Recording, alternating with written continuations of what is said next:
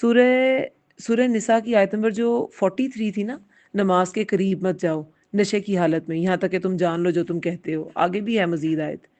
تو نشے کی حالت میں جانے سے منع کیا گیا.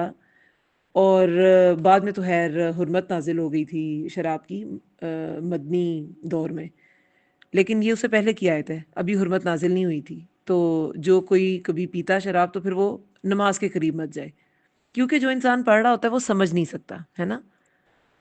اب ہم میں سے بہت سے نشے میں تو نہیں ہوتے، لیکن نماز کیسے پڑھتے ہیں بالکل کچھ سمجھ نہیں آتی. اور اسی لیے نشے کی حالت میں نماز کے قریب نہیں جانا تھا کہ نماز کو سمجھ نہیں سکیں گے ہمیں پتہ نہیں چلے گا ہم کیا پڑھ رہے ہیں. تو ہم نماز پڑھتے ہوئے سمجھتے ہیں ہم کیا پڑھ رہے ہیں. لاسٹ دورہ قرآن میں ہم نے نماز کی ٹرانسلیشن اور اس کو پڑھا تھا ڈیٹیل سے. سورہ فاتحہ کی بھی ہم نے ڈیٹیل سے تفسیر کی تھی الحمدللہ. تو نماز کا مفہوم، اس کا معنی، اس کا مقصد پتہ ہونا بہت ضروری ہے. ہم لوگ آٹو موڈ پہ پڑھتے ہیں نا نماز، لپس ہل رہے ہوتے ہیں اور فزیکل ایکسرسائز ہو رہی ہوتی ہے، لیکن کچھ نہیں پتہ ہوتا کہ کب ختم ہوئی قرات، کب ہم رکوع میں گئے، کب سجدے میں چلے گئے.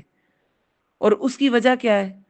ایک تو الفاظ کا معنی وہ معلوم نہیں، دوسرا ہمارا اپنا دل غافل، کبھی خواہشات کا نشہ، کبھی آپ کی سوچوں کا نشہ، منفی خیالات، نیگیٹو آپ کے تھاٹس ہیں.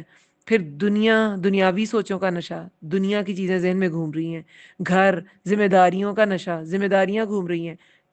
ایسی ذمہ داریاں سر پہ سوار کرنے کو اللہ نے نہیں کہا کہ آپ اللہ کی یاد کے دوران آپ اللہ سے جب کلام کر رہے ہیں. نماز جو ہے نا وہ انسان کی اللہ سے بات ہے، اللہ سے دعائیں ہیں، اللہ سے کلام ہے. اور قرآن جو ہے وہ اللہ کا بندے سے کلام ہے. یہ دونوں بہت امپورٹنٹ ہے.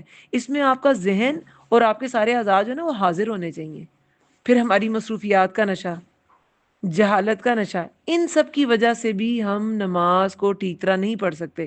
تو نشے میں ہیں یا نہیں ہیں، وہ دوسرا جو سکارات ہے اس میں وہ ہم اس کا ارتکاب کرتے ہیں یا نہیں کرتے، لیکن ہم نشے میں ہوتے ہیں. ہم سمجھتے کوئی نہیں نماز کو.